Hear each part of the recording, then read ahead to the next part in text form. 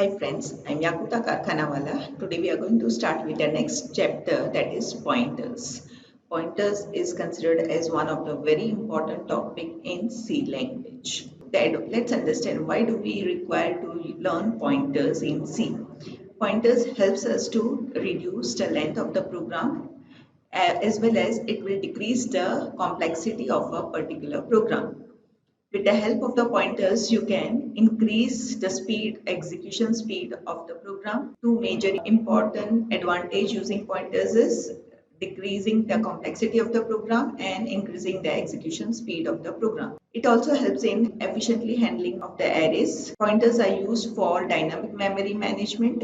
Reserve memory during runtime of the program, then you can go for using pointers, which will help. This will help us to save our memory. Pointers are also used with functions. That is, normally we have seen that a function returns only one single value from it, but if you want to return multiple values from a function, then we can use pointers for this. So pointers are used in arrays, functions, for dynamic memory allocations, which will help us to overall increase the speed of the program and efficiently use the memory. That's why pointers are considered as one of the important topic in C language. Now let's understand what is a pointer.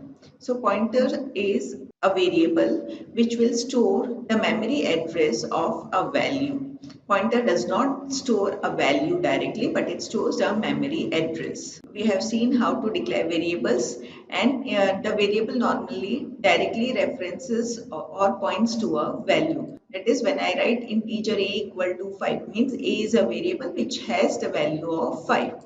But in case of pointers, it does not store a value, but it stores the memory address of a value. If you want to access a value, you have to use address to access that particular value. But in case of a normal variable, it directly gives us the value. So if you want to use pointers in our C program, then there are two basic steps for making a pointer. The first is declaration. How you are going to declare a pointer? Use a data type and star pointer variable. We are going to use the operator star here. Star is in this case is a unary operator. Say for example, when I write integer star p comma x, means in this case I'll say that p is a pointer variable, x is a normal variable. P is a pointer, it will store the address of an integer value. When I write float star q comma y, means in this case q is a pointer variable, y is a normal float variable.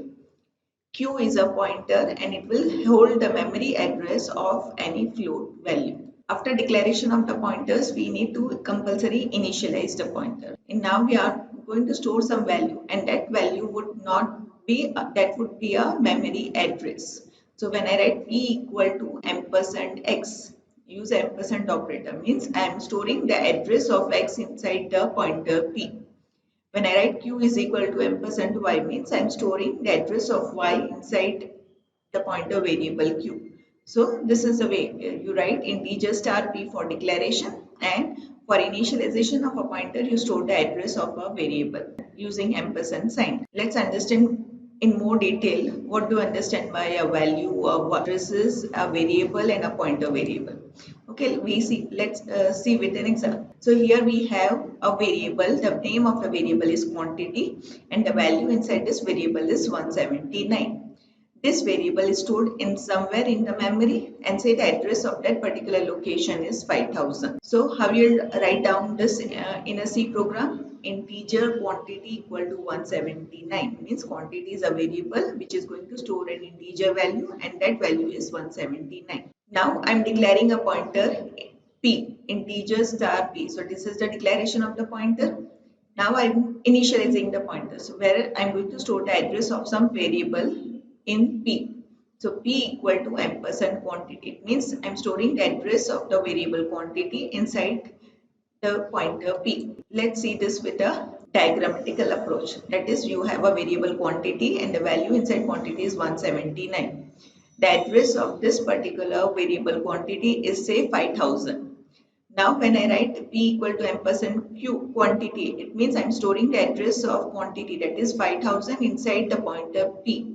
So p, the value at p will be 5000, which is a memory address of some another integer variable.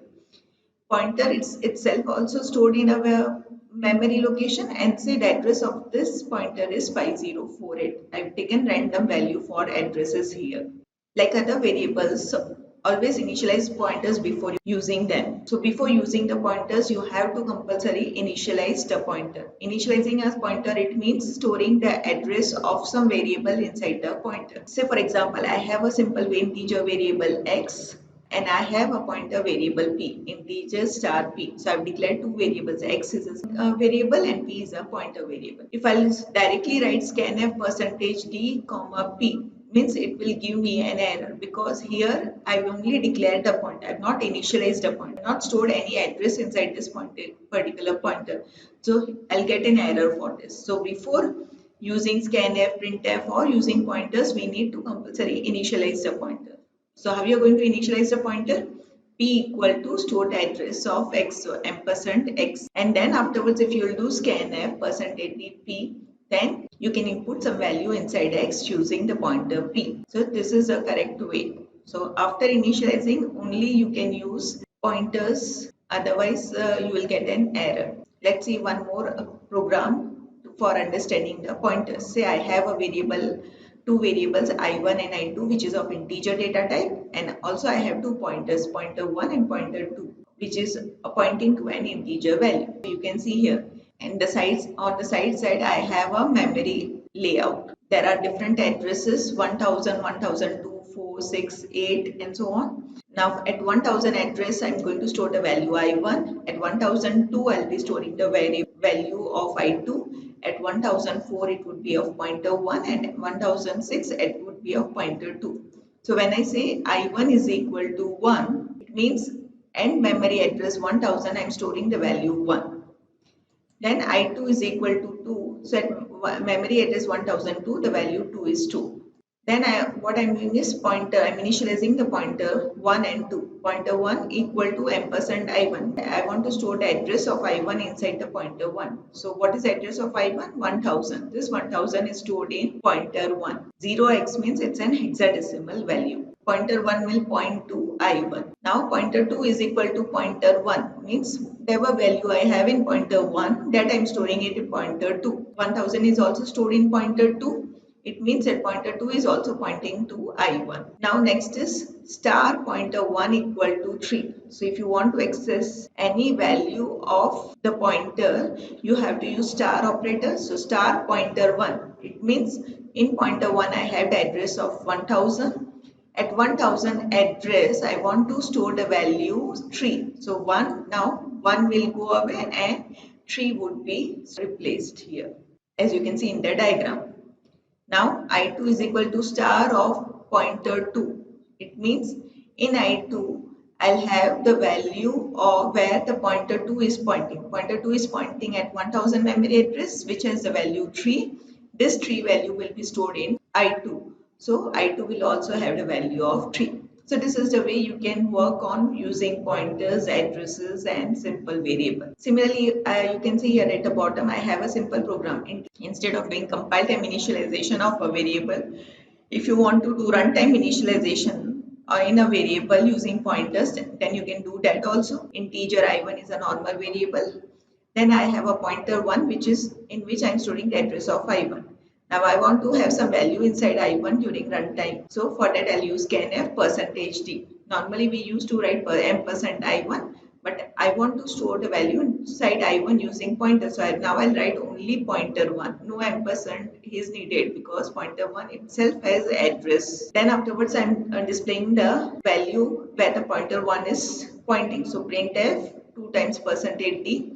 In the first case, pointer star pointer 1 is written, means pointer 1 will have some address. At this address, whatever is the value, that would be printed using star operator.